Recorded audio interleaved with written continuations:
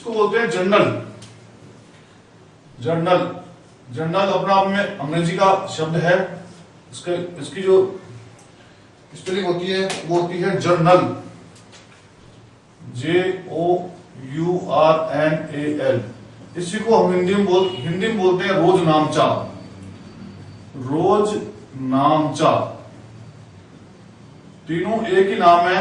रोज नामचा कहे तो बात वही है, जर्नल कहे तो बात वही है, इंग्लिश में जर्नल कहे तो बात वही है। सबसे पहले जो हमारा सौदा होता है उसका बोल से तैयार होने के बाद में सबसे पहले हमारे इस बही में या इस बुक में हम इसको क्या करते हैं, दर्ज करते हैं।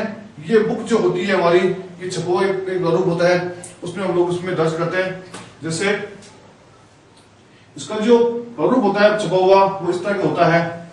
इसके दो पक्ष होते हैं, एक होता है नाम पक्ष, एक होता है जमा पक्ष। जैसे ये हमारा नाम पक्ष है, इसको बोलते हैं हम DR साइड, या इसको बोलते हैं हम नाम पक्ष, इसको बोलते हैं नाम पक्ष। और ये होती है हमारी जमा पक्ष।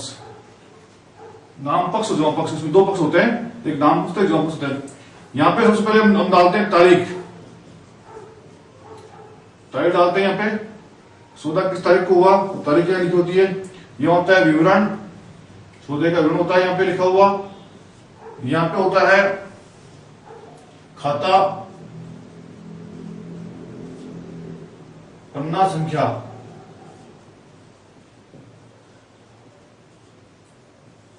यह होता है हमारा नाम,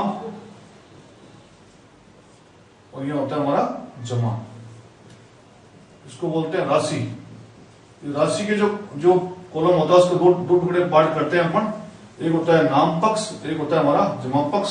इस तरह से हमारा ये जर्नल एंट्री होती है। जर्नल इस तरह से हम लोग करते हैं। ये हमारे जर्नल का पूरा प्रारूप दिया हुआ है। इसको देखते हैं, समझते हैं कैसे इसको करते हैं अपन, ये देखते हैं। ये जर्नल का प्रारूप है। ये हमारे जो जर्नल की किताब होती है इसमें छपा होता है। ये जो बुक परचेज करते हैं, रजिस्टर परचेज करते हैं, रजिस्टर में इस तरह से छपा होता है, इसको बोलते हैं। जैसे हम इसको देखते हैं जर्नल को कि जर्नल कैसे होती है, जर्नल कैसे होती है, इसको अपन देखते हैं और आप बताते हैं जर्नल कैसे इसको लिखते हैं।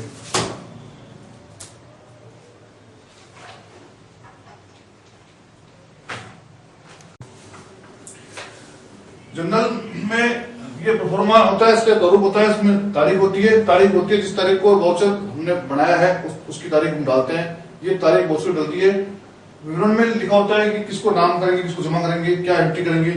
इसमें लिखा होता है खाता पन्ना संख्या होता है। इसमें यह है कि ये जो एंट्री हमने की है, यहाँ जो हमने लिखा है वो आगे किस खाते के में जाएगा, और उस खाते कितने नंबर पन्ने पे वो खाता हमारा है, या पेज नंबर उसका क्या है वो लिखा होता है। उसको बोलते हैं खाता पन्ना संख्या या खाते का पेज संख्या बोलते हैं इसको अपन, कि ये खाता किस में जाएगा और उसका पेज नंबर क्या है।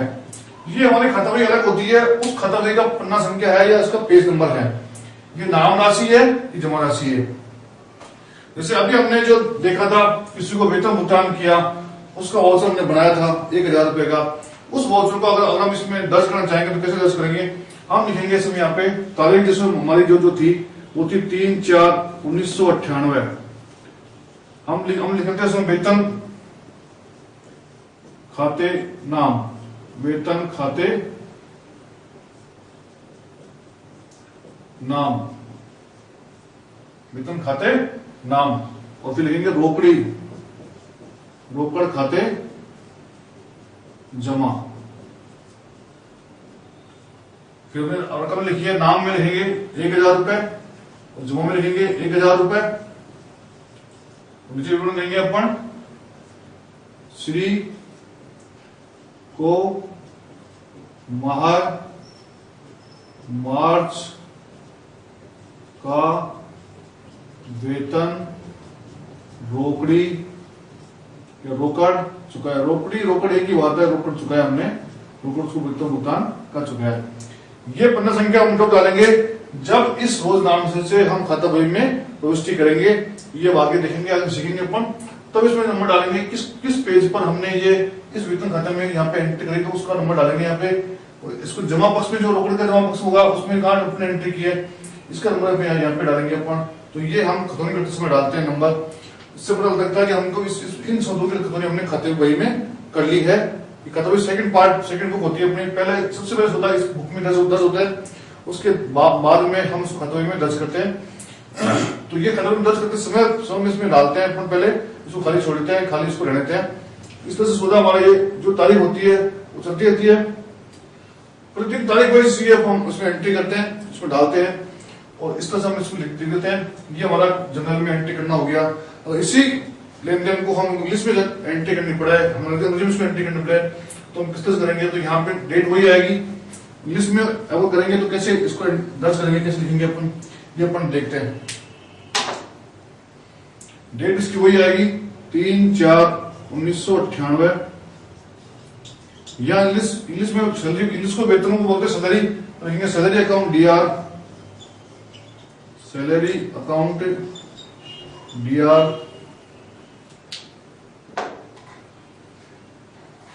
To cash.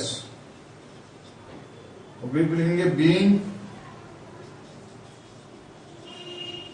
Cash paid to mister, उसका नाम आएगा regarding salary for the month of March 1998। हमने मार्च के भुगतान किया है। अगर यही सौदा हमको इंग्लिश में दर्ज करना पड़ेगा तो हम इस तरह लिखेंगे, ये अमाउंट जो वही हमारी आएगी 1000 रुपया और ये 1000 रुपया। इस तरह से हम दर्ज करते हैं। अधिकतर जो लेखन का काम होता है वो इंग्लिश में होता है, इंग्लिश में हम लोग करते हैं, इंग्लिश में हम लोग अपने बुक्स में एंट्री करते हैं। और हमारे जो लेखक कर्मी होते हैं, लेखाकार होते हैं, वो इस काम को अच्छी तरह से अंजाम से कर लेते हैं। कंप्यूटराइज जहाँ पे अपन अकाउंटिंग काम करते हैं, इसमें टैली में हम लोग करते हैं, ये कई तरह सॉफ्टवेयर में हम लेखन काम करते हैं, वो भी सब काम इंग्लिश में होता है। वहाँ पे वाउचर भी हम क्या करते हैं, कंप्यूटर में तैयार करते हैं, उसमें हम हमारे पास एक वाउचर बना हुआ आता है, उसमें हम जो सूचनाएं उसमें भर देते हैं, फिल कर देते हैं। उसके बाद में वो जनरल वाउचर हमारा तैयार होता है, उसमें से फिर हम उसको एंटर मारते हैं, फिर वो अपना आप उसमें दर्ज होता है, अपना आप उसमें वो जनरल में अपना आप उसमें दर्ज होता है। मतलब उसमें खाली वाउचर बनाने का काम अपन उसमें करते हैं, बाकी दर्ज करने का काम अपना वो कंप्यूटर अपना उसमें कर लेता है, परफॉर्म अपना उसमें होता है उसको से करता है। अगर अपन को हाथ से बनाना पड़े तो इस तरह से ये हम लोग बनाते हैं। ये कागज छपा एक बुक होती है, वो हमको मिल जाती है आसान से, और जो सौदे हमारे हुए हैं हम बहुत बड़े से बना लेंगे और फिर इस तरह से हम उसको दर्ज कर जाएंगे। हर दिन ये हम इसको जनरल में दर्ज करते रहते हैं और हमारा ये अकाउंटिंग का काम चलता रहता है, हमारा जो लिखने का काम है वो चलता रहता है और हम उसको करते रहते हैं। इस तरह से हमारे रोजनामचा का जो दर्ज करने का काम है वो हमारा चलता आगे, और इस तरह से हम अपना लेखन का काम करते हैं। रोजनामचा को जनरल भी बोलते हैं और रोजनामचा बोलते हैं, दोनों एक ही नाम है। हिंदी में इसको रोजनामचा बोलते हैं और वैसे इंग्लिश में इसको अपन लोग जनरल बोलते हैं इसको। इस तरह से हमारा ये काम आगे बढ़ता, आगे ये चलता है। ये जो हम प्रविष्टि कर रहे हैं इसको बोलते हैं हम प्रारंभिक बहियों में प्रविष्टि करना, इसको बोलते हैं प्रारंभिक बहियों में हम लोग प्रविष्टि कर रहे हैं। ये सबसे पहला हमारा इनिशियली जो स्टेज पे जो होता है वो हमारा ये काम होता है। उसके बाद में फिर उसमें लेखांकन में आगे फिर खतरी होती है, फिर आगे का और कई प्रोसेस होते हैं, पर हमारा ये पहला प्रोसेस है कि रोजनामचा तैयार होना या जनरल हमारी तैयार होनी। इस रोजनामचा के भी अगर कोई संस्था बड़ी होती है, कंपनी बड़ी होती है, तो उसके कई पार्ट हो जाते हैं। ये हमारा एक छोटा फर्म का है, छोटी फर्म का रोजनामचा है, जिसमें कम से कम सौदे होते हैं, वो उसके 10-50 सौदे होते हैं, तो वो इसमें इस तरह से हम लोग उसमें तैयार कर रहे हैं। अगर हमारी बड़ी कंपनी है और उसमें हजारों सौदे रोज के अपन लोग करते हैं, तो फिर एक आदमी के लिए सारा काम करना संभव नहीं होता, तो इसके हम टुकड़े करते हैं, इसके हम कई पार्ट बनाते हैं, सरप्लस करते हैं उसकी। उसमें फिर केस का वाउचर अलग व्यक्ति करेगा, जो उधार के वाउचर है उसको अलग व्यक्ति करेगा, उधार में सेल वाले अलग करेगा, जो बिक्री के वाउचर वो अलग व्यक्ति करेगा, अलग करेगा, खर्चों को जो अलग व्यक्ति करेगा। तो अलग अलग व्यक्ति हम उस काम को बिठाते हैं और उनमें हर एक को अपना अपना तरह के प्रकृति के वाउचर उनको हम लोग देते हैं, वो उसको दर्ज करते हैं, वो उसको उसमें लिखते हैं, वो उसमें बताते हैं। तो इस तरह से हमारा जो काम होता है ये हमारा बढ़ जाता है काम, एक व्यक्ति में नहीं कई व्यक्तियों में काम हमारा बढ़ जाता है। उनके बाद ऐसी अलग अलग भैया होती हैं, इस तरह से रोजनामचे होते हैं, उनके वाउचर वही देते हैं जो वो उसको करने हैं। जैसे एक व्यक्ति को अपने केस का वाउचर बनाने के लिए केस वाउचर दर्ज करने के लिए ऊपर मुकर्रर करते हैं, तो उस व्यक्ति से हम केस के वाउचर ही करवाएंगे, केस वाउचर से लिखवाएंगे, केस वाउचर उनको दिखवाएंगे, वो व्यक्ति केस के वाउचर ही हमारे करेगा, क्योंकि उसको हम वही काम दे रहे हैं। तो केस जो लेन देन होता है, जो रोकड़ी लेन देन मिलता है, देता है, होता है, वो उसको वाउचर उसको देंगे, वो उसको बनाएगा उनको लिखेगा, उनको दर्ज करेगा और फिर उनको शाम को बताएगा इतना काम हमने कर लिया है। तो जब काम की अधिकता होती है तो उसमें हम आपस में लोगों का काम बांट देते हैं और हरेक को अलग प्रकृति के। अब हम देखते हैं लेखांकन समीकरण किसे कहते हैं, वो किस तरह से ये बनते हैं, किस तरह से उनको हम देखते हैं। लेखांकन समीकरण, लेखांकन समीकरण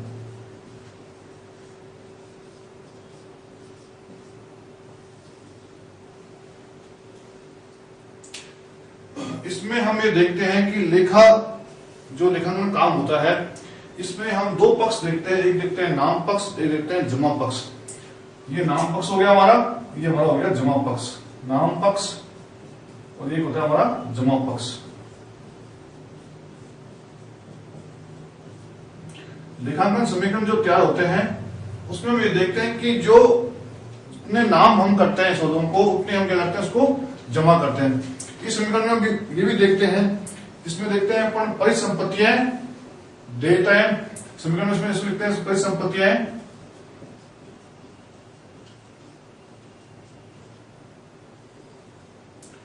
बराबर टू देता है।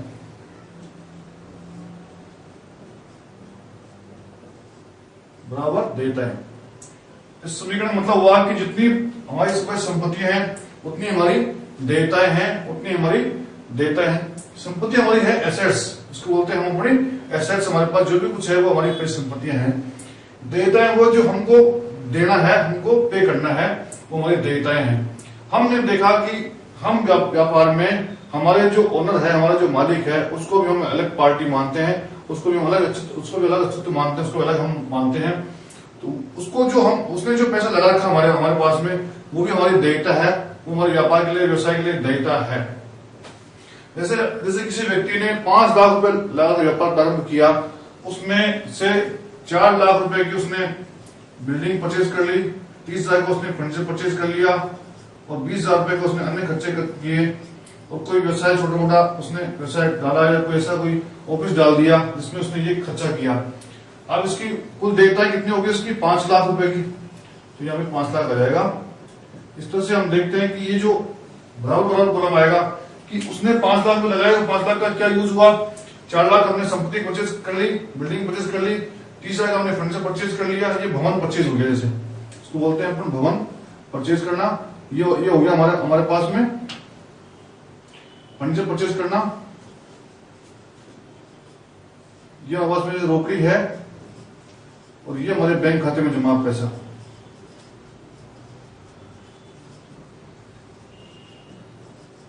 अब हम देख रहे हैं कि यहाँ का जोड़ भी आ रहा है 50,000 रुपए, 5 लाख रुपए।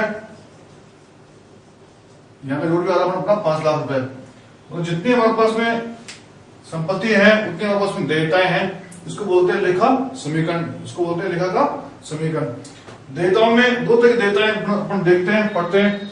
एक को बोलते हैं अपन आंतरिक देयता, आंतरिक देयता।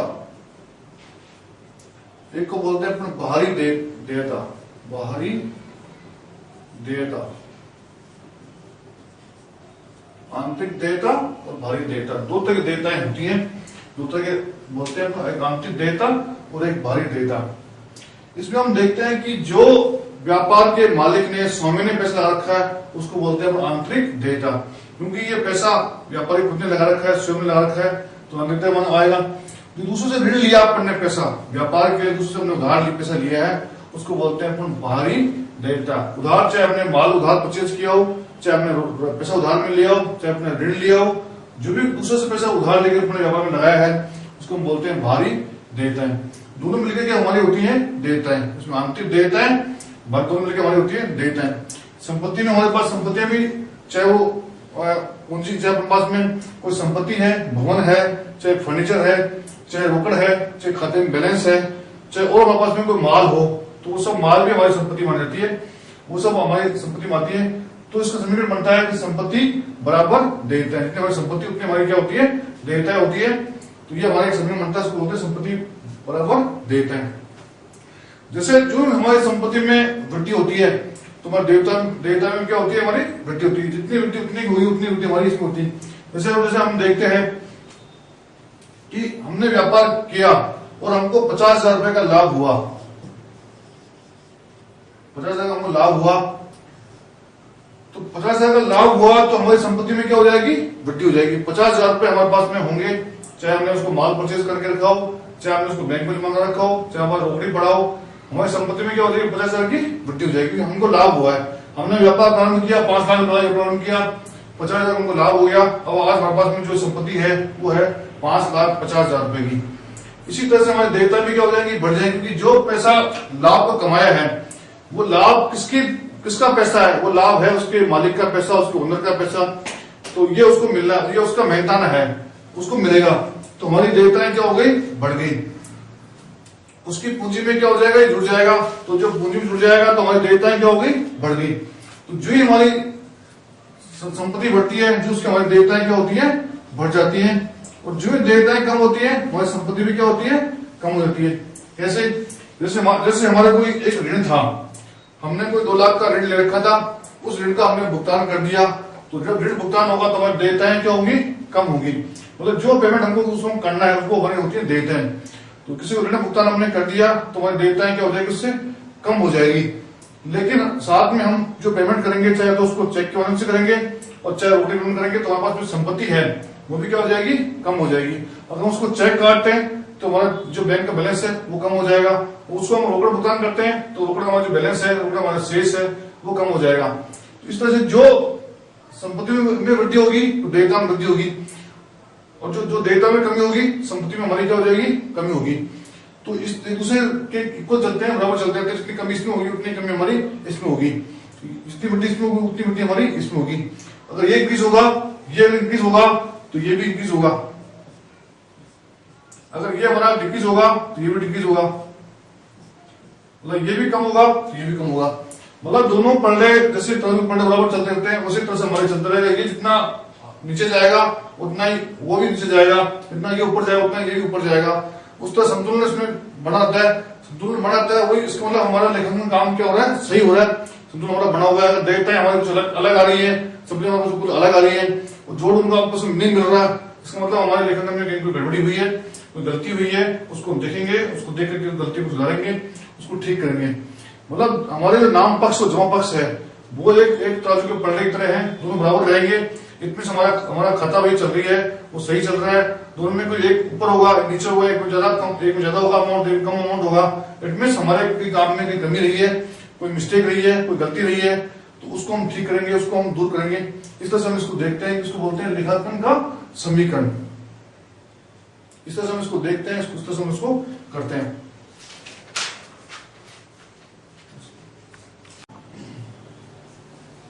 आज हम देखते हैं कि हमने जो पढ़ा था तो ये देखा था कि लेखांकन अपन जो करते हैं उसमें जनरल तैयार करते हैं। जनरल तैयार करते हैं हमने देखा था कि नाम पक्ष होता है और जमा पक्ष होता है। इसका विश्लेषण कैसे करते हैं कि कौन सा अपना सौदा या कौन सा अपना लेन देन नाम पक्ष में जाएगा, कौन सा जमा पक्ष में जाएगा, इसका अपन देख करके इसका विश्लेषण करते हैं। इस विश्लेषण करने के लिए हमारे पास 2 तरह की विधियां अभी प्रचलित हैं। पहली विधि है अपनी पारंपरिक विधि, जो प्रस्तुत चलती आ रही है, वो है हमारी पारंपरिक विधि। एक नई विधि डेवलप हुई है, वो है हमारी समीकरण विधि। ये पहले चल रही है, ये बाद में डेवलप हुई है। इन दोनों में वो नियम दिए हुए हैं कि किस लेन देन को हम नाम करेंगे, किस लेन देन को हम जमा करेंगे, किसको डेबिट करेंगे, किसको क्रेडिट करेंगे। क्योंकि जब तक हमको ये पता नहीं होगा किसको डीआर करेंगे, किसको सीआर करेंगे। डीआर मतलब नाम पक्ष, सीआर मतलब जमा पक्ष। किसको नाम करेंगे, किसको जमा करेंगे, इस तरह की हमको जब पता लग नहीं पाएगा तो हम कैसे उसको नाम करेंगे, जमा करेंगे, इसके बारे में अपन देखते हैं। अगर देखते हैं अपन इसकी पारंपरिक विधि। पारंपरिक विधि में हम लोग क्या करते हैं कि 3 तरह की लेखांकन जितने भी खाते होते हैं, सौदे होते हैं, उनको 3 तरीके से इसको अपन बांटते हैं। उसमें पहला अपना है, उसको बोलते हैं अपन व्यक्तिगत खाते। व्यक्तिगत खाते। दूसरा उसमें बोलते हैं हम, उसको बोलते हैं वस्तुगत खाते।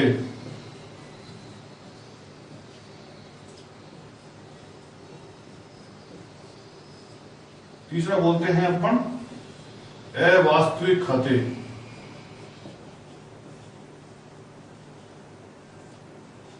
खाते इसी को नाम मात्र खाते बोलते हैं, नाम मात्र के खाते।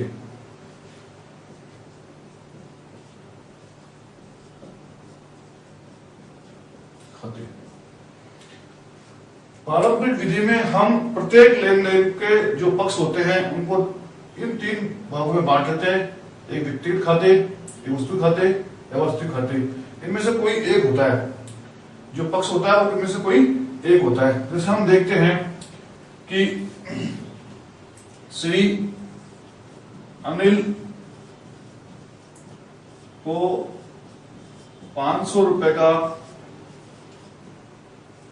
उधार माल बेचा, उधार माल बेचा,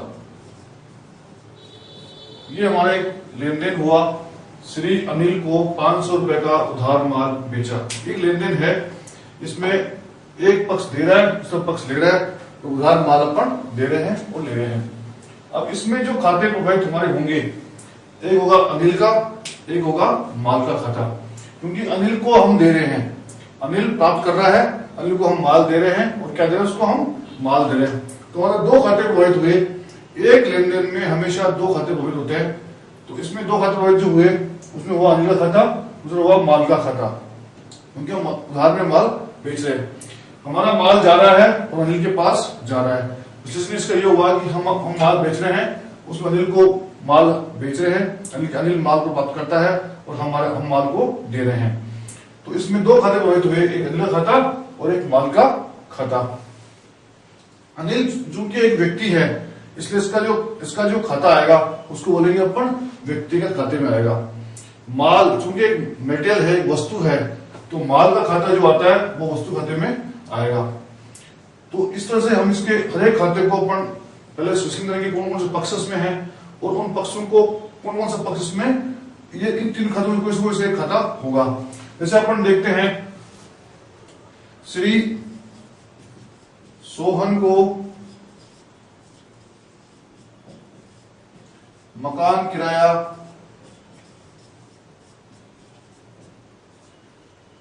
रुपए 2500 नगद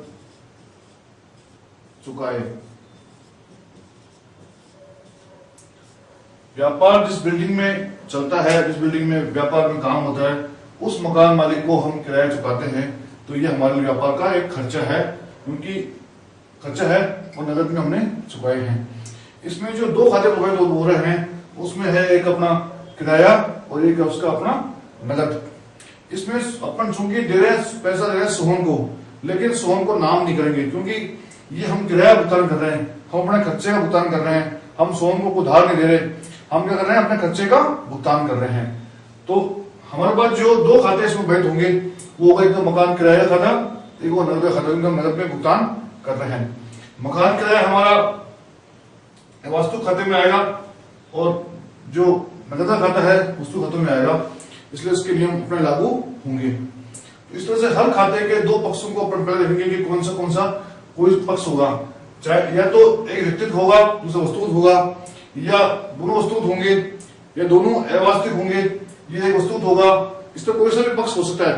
इन 3 में से कोई सा एक पक्ष खाते का जरूर होगा, उसको अपन देखते हैं, उसको अपन समझते हैं कौन सा खाता कौन सा है, इसको अपन एक बार विस्तृत रूप से देखते हैं।